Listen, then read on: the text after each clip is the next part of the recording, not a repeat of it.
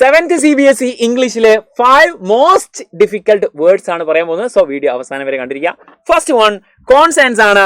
Actually അതിന്റെ മീനിങ്ങും അതിന്റെ എക്സാമ്പിൾസും പറയുന്നുണ്ട്. Conscience means the inner sense that helps you know what is right and wrong. നമുക്ക് മനസ്സാക്ഷി എന്നൊക്കെ പറയാൻ പറ്റും അല്ലേ? നമ്മുടെ മനസ്സിന്റെ ഉള്ളിൽ നമുക്ക് തോന്നുന്ന ഒരു കാഴ്ച, അതായത് നമ്മുടെ ഇന്നർ സെൻസ് ആണ്. അത് നമ്മൾ എന്ത് ചെയ്യും, അത് ശരിയാണോ തെറ്റാണോ നമുക്ക് തീരുമാനിക്കാൻ ഹെൽപ്പ് ചെയ്യും. മനസ്സാക്ഷി എന്നൊക്കെ പറയാൻ പറ്റും.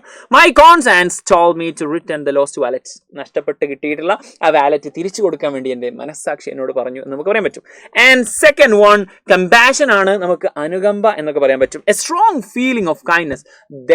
ദയ കൈൻഡ്നസിനോടുള്ള ഒരു സ്ട്രോങ് ആയിട്ടുള്ള ഒരു ദയക്ക് എന്ത് പറയും, കമ്പാഷൻ എന്ന് പറയും. And wanting to help others, മറ്റുള്ളവരെ സഹായിക്കാനുള്ള അങ്ങനെ ഒരു മെന്റാലിറ്റിക്കാണ് നമ്മുടെ കമ്പാഷൻ എന്ന് പറയുന്നത്. Example, she showed compassion by helping the injured puppy. Injured ആയി കിടക്കുന്ന ഒരു മുറിവ് പറ്റി കിടക്കുന്ന ഒരു ഡോഗിന്, ഒരു പപ്പി, ഒരു ഡോഗിന്റെ കുട്ടിക്ക് എന്താക്കി അവൻ അനുകമ്പ കാണിച്ചു എന്ന് നമുക്ക് പറയാൻ പറ്റും. ആൻഡ് തേർഡ് വൺ മിസ്റ്റീരിയസ് എന്ന് പറഞ്ഞാൽ നിഗൂഢമായ എന്നുള്ളൊരു വേർഡ് മീനിങ് ആണ്. അതിന് something strange or difficult to understand, മനസ്സിലാക്കാൻ ഭയങ്കര ഡിഫിക്കൽട്ട് ആയിട്ടുള്ള ബുദ്ധിമുട്ടുള്ള ഒരു സംഭവം. അത് സൗണ്ട് ആവാം, അല്ലെങ്കിൽ പിക്ചർ ആവാം.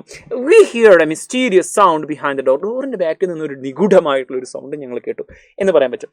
ആൻഡ് ഫോർത്ത് വൺ റിലക്റ്റന്റ് പറഞ്ഞു കഴിഞ്ഞാൽ മനസ്സില്ലാതെ എന്നൊക്കെ പറയാൻ പറ്റും. Not wanting to do something, എന്തെങ്കിലും ഒരു കാര്യം ചെയ്യാൻ ഇഷ്ടമില്ല അല്ലേ, അദ്ദേഹം ചെയ്യാൻ താല്പര്യമില്ല. He was reluctant to wake up early. നേരത്തെ എണീക്കാൻ എന്തില്ല, അദ്ദേഹത്തിന് താല്പര്യമില്ല. Not interested, not willing to do എന്നൊക്കെ നമുക്ക് അതിന് വേണ്ടി പറയാം. ലാസ്റ്റ് ആൻഡ് ഫൈനൽ ജനറോസിറ്റി എന്ന് പറഞ്ഞു കഴിഞ്ഞാൽ നമുക്ക് ഔദാര്യം എന്നൊക്കെ പറയും. ഔദാര്യം, അദ്ദേഹത്തിന്റെ ഔദാര്യം എന്നൊക്കെ പറയാൻ പറ്റുക. The quality of being kind, ഭയങ്കര ദയാലു ആവുക. അതുപോലെ തന്നെ ആൻഡ് ഗിവിങ്, മറ്റുള്ളവർക്കൊക്കെ എന്താക്കുക, നൽകുക.